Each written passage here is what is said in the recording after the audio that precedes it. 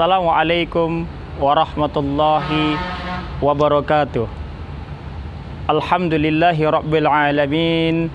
Wassalatu wassalamu ala asrafil anbiya'i wal mursalin wa ala alihi wa sahbihi ajmain.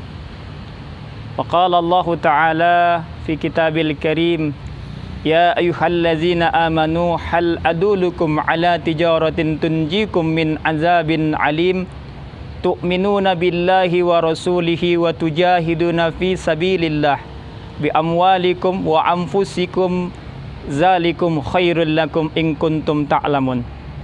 Hadirin pemirsa di mana saja berada, di dalam Al-Quran ada dialog antara Allah dengan seorang hambanya.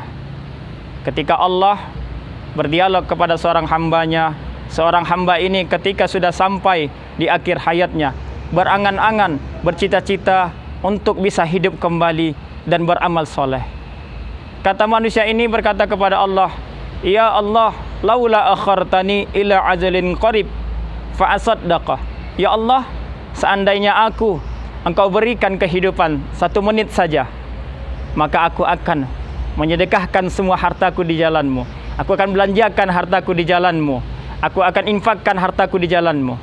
Oleh karena itu, saudaraku di mana saja kita yang punya harta, hendaklah kita sedekahkan, kita infakkan, kita belanjakan kepada saudara-saudara kita. Apalagi terlebih lagi saat ini kita kaum muslimin sedang Allah berikan ujian, yaitu berupa wabah virus corona. Maka kita sebagai hamba Allah yang diberikan Allah harta, kemampuan, hendaklah kita berbagi kepada mereka yang saat ini dalam ekonominya yang sulit. Sahabat dakwah di mana saja dimuliakan Allah Subhanahu wa taala. Di dalam Al-Qur'an Allah katakan di dalam surah Al-Maun, ara'aital ladzi yukazzibu biddin fazalikal ladzi yad'ul yatim wa la yakhuddu ala ta'amil miskin fawailul lil musallin. Allah katakan bahwa siapakah Muhammad, orang-orang yang mendustakan agamaku, kata Allah Subhanahu wa taala. Mereka lah orang-orang yang menghardi anak yatim, tidak memberi makan fakir miskin, dan juga celaka dalam sholatnya. Oleh karena itu, sahabat dakwah di mana saja berada, ketika kita diberikan Allah amanah harta, hendaklah kita belanjakan di jalan Allah. Ya ayyuhallazina amanu hal adulukum ala tijaratin tunjikum min azabin alim tu'minuna billahi wa rasulihi wa tujahiduna fi sabilillah bi amwalikum wa anfusikum zalikum khairul lakum in kuntum ta'lamun. Saudaraku dimuliakan Allah Subhanahu wa taala, ketika kita memberikan sedekah harta kita di jalan Allah, yakinlah semuanya akan berbuah kebaikan. Karena kata Nabi Muhammad SAW, tidaklah satu kebaikan yang dilakukan seorang manusia melainkan untuk kebaikan dirinya.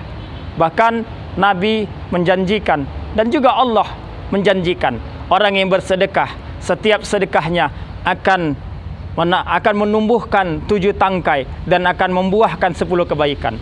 Oleh karena itu, di bulan Ramadan ini 1441 Hijriah, semakin banyak kita memberi untuk agama Allah, dan pasti yakin kita akan semakin banyak menerima yang kebaikan-kebaikan dari Allah Subhanahu wa taala. Sebagaimana para sahabat terdahulu, Utsman bin Affan dan juga sahabat yang lainnya, Abdurrahman bin Auf, mereka sedekahkan semua hartanya untuk agama Allah. Mereka sedekahkan hartanya untuk kepentingan Allah. Mereka sedekahkan hartanya untuk fakir miskin. Mereka sedekahkan semuanya untuk anak yatim. Oleh karena itu, saudaraku dimuliakan Allah Subhanahu wa taala, sedekah tanda benar iman seseorang. Karena itulah dia bersedekah. Kalau tidak, maka dusta imannya, dusta salatnya, dusta puasanya, dusta zakatnya, dusta hajinya. Apakah saudaraku mau dikatakan orang mendustakan agama Allah dan sia-sia semua haji yang dikerjakan, sia-sia semua salat yang dikerjakan, sia-sia semua ibadah puasa yang dikerjakan hanya gara-gara tidak mau bersedekah kepada saudara sesama muslim? Bahkan Nabi Muhammad sallallahu alaihi wasallam menjelaskan di dalam hadisnya, la yu'minu ahadukum li akhi wa yuhibbu li nafsi. Tidak benar iman seseorang sebelum dia mencintai saudaranya seperti ia mencintai dirinya sendiri. Mudah-mudahan saudaraku, sahabat dakwah di mana saja berada, kita tetap masuk golongan hamba Allah yang senantiasa senang memberi dan senang berbagi. Memberi tak harap kembali kecuali diberi kepada Allah Subhanahu wa taala. Wallahu a'lam bishawab. fastabiqul khairat.